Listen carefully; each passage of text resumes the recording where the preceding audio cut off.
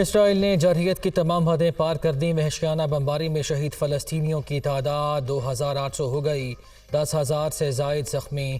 صہیونی forces کی اقوام متحدہ کے کیمپ پر بھی بمباری، ایک خاندان کے 17 افراد شہید۔ مردہ خانوں میں جگہ کم پڑ گئی، میتیں ریفریجریٹرز میں رکھی جانے لگی۔ ابھی تک ملبے تلے 1000 سے زائد لاشیں پھنسی ہوئی ہیں۔ فلسطینی وزارت داخلہ حکام کو خدشہ، صہیونی فورسز نے 30,000 مکانات اور 14 ہسپتال تباہ کر دیے۔ غزہ میں 12 لاکھ افراد بے گھر، خوراک اور طبی سامان کی شدید کمی۔ 10 لاکھ کے قریب فلسطینیوں کی شمالی غزہ سے جنوب کی جانب نقل مکانی۔ مصر میں فلسطینی سفیر کا انسانی ہمدردی کی بنیاد پر راہداریوں کو فوری کھولنے کا مطالبہ۔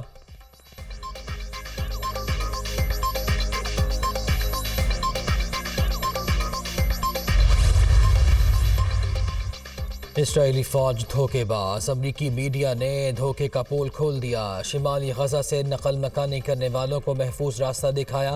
مہلت کے دوران نقل مکانی کرنے والے نے ہتے فلسطینیوں پر بارود برسا دیا۔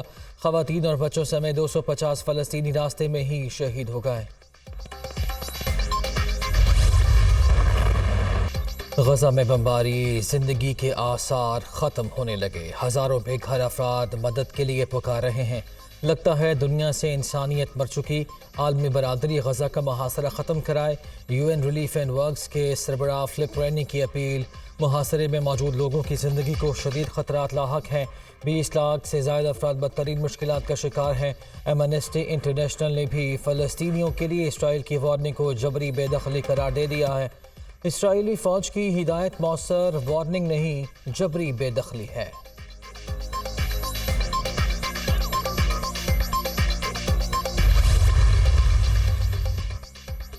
فلسطین میں صورتحال بگڑی تو خاموش نہیں رہیں گے۔ غزہ جنگ کا دائرہ وسیع ہوا تو امریکہ کو بھاری نقصان اٹھانا پڑے گا۔ ایرانی وزیر خارجہ نے خبردار کر دیا، اسرائیل امریکی سہارے پر کھڑا ہے۔ ایک ہفتے کی جنگ نے بتا دیا، اسرائیل یہ جنگ نہیں جیت سکتا۔ ہم نے جنگ میں حصہ لیا تو اسرائیل کے ایوان لرز اٹھیں گے۔ ابھی کئی صہیونی بستیاں القصام کی گرفت میں ہیں۔ اسرائیل نے اپنا راستہ نہ بدلا تو مزاحمتی تحریکیں خطے کا نقشہ بدل دیں گی۔ امیر عبداللہیان۔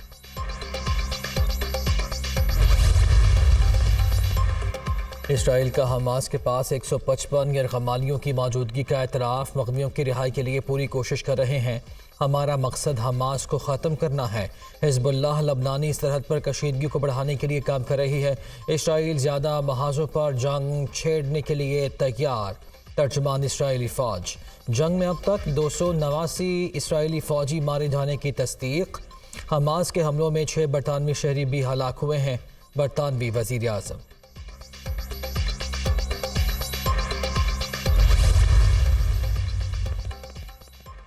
بحیرہ روم کی طرف امریکی بحری بیڑے بھیجنا اشتعال انگیزی نہیں، اسرائیل کو اپنے دفاع کا حق حاصل ہے۔ اسرائیل کو شہریوں کو نقصان سے بچانے کے لیے تمام اقدامات کرنے چاہیے۔ مصر جلد رفح بارڈر انخلا کے لیے کھول دے گا۔ غزہ میں پھنسے امریکی شہریوں کو بھی رفح بارڈر کے ذریعے نکالا جائے گا۔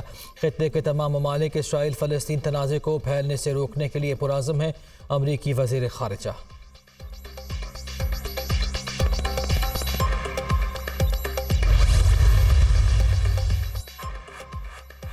اسرائیل فلسطین تنازع حل کرنے کا مشن، عالمی رہنماؤں کے رابطوں میں تیزی۔ امریکی وزیر خارجہ انٹونی بلنکن کا عرب ممالک کا دورہ، دوبارہ اسرائیل پہنچے۔ چینی وزیر خارجہ کی روسی ہم منصب سے ملاقات۔ حماس اسرائیل جنگ بندی بارے تفصیلی گفتگو۔ چین فلسطین کے مسئلے کے حل کے لیے جلد اپنا وفد مشرق وسطیٰ بھیجے گا۔ ترجمان چینی محکمہ خارجہ۔ UN ایڈ چیف کا بھی اسرائیل فلسطین صورتحال پر جلد قاہرہ کا دورہ کرنے کا اعلان۔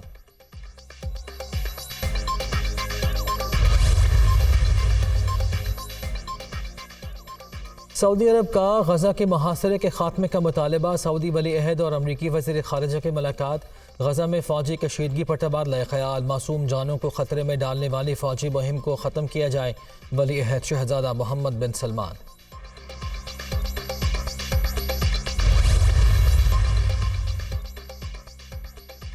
پاکستان کا انسانی بنیادوں پر غزہ کے لیے فوری امداد بھیجنے کا فیصلہ، محصور فلسطینیوں کے لیے امدادی سامان کی پہلی کھیپ تیار۔ اسرائیلی جارحیت کا شکار غزہ کی بڑی آبادی کو فوری امداد کی ضرورت ہے۔ حکومت فلسطینی ہلال احمر سوسائٹی کے ساتھ رابطے میں ہے۔ امدادی سامان کی ترسیل کے لیے پاکستان اقوام متحدہ کی متعلقہ ایجنسی سے بھی رابطے میں ہے۔ ترجمان دفتر خارجہ۔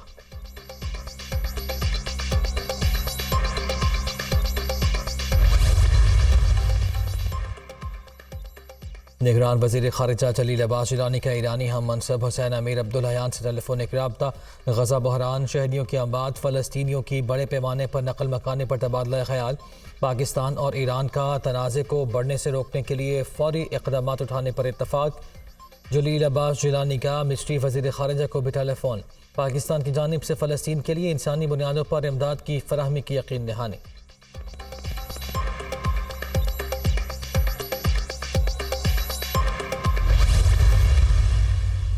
عالمی سطح پر اسرائیلی مظالم کے خلاف آوازیں اٹھنے لگیں۔ دنیا بھر میں فلسطینیوں سے اظہار یکجہتی کے لیے ریلیاں اور مظاہرے۔ امریکہ، برطانیہ، اسپین اور بھارت سمیت مختلف ممالک میں عوام سڑکوں پر آ گئے۔ فلسطینیوں کے خلاف اسرائیلی جارحیت کی بھرپور مذمت، فضائیں فری فلسطین کے نعروں سے گونج اٹھیں۔ عالمی انسانی حقوق کی تنظیموں سے جنگ فوری بند کرانے کا مطالبہ۔ لندن مظاہرین نے بادشاہ چارلس کے تاریخی مجسمے کے ہاتھ میں فلسطینی پرچم تھما دیا۔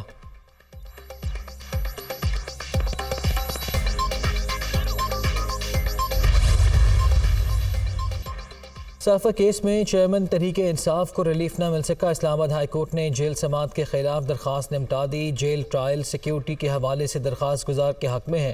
چیئرمین پی ٹی آئی خود اپنی سیکیورٹی کے حوالے سے متعدد بار خدشات کا اظہار کر چکے۔ چیف جسٹس اسلام آباد ہائی کورٹ نے فیصلہ سنا دیا۔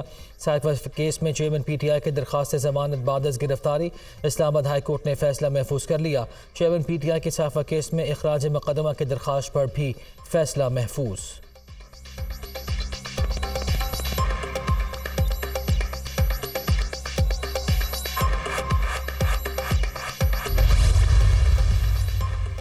سابق صدر آصف علی زرداری اور سربراہ جے یو آئی مولانا فضل الرحمان کی ملاقات۔ آئندہ عام انتخابات، ملک کی سیاسی صورتحال سمیت دیگر امور پر گفتگو۔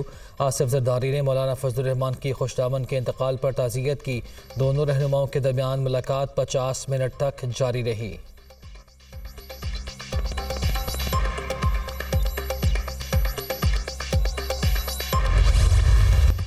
پنجاب حکومت کا پیٹرولیم مصنوعات کی قیمتوں میں کمی کا فائدہ عوام تک پہنچانے کا فیصلہ۔ وزیر اعلیٰ محسن نقوی نے اشیائے ضروریات کی قیمتوں میں کمی کے لیے 48 گھنٹے کی ڈیڈ لائن دے دی۔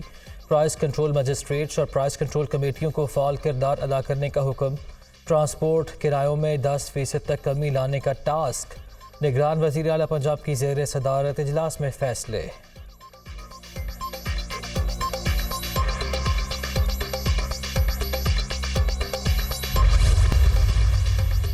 امریکی کرنسی کے مقابلے میں روپے کی قدر مزید مستحکم۔ انٹر بینک میں ڈالر 79 پیسے سستا، 274 روپے 83 پیسے کا ہو گیا۔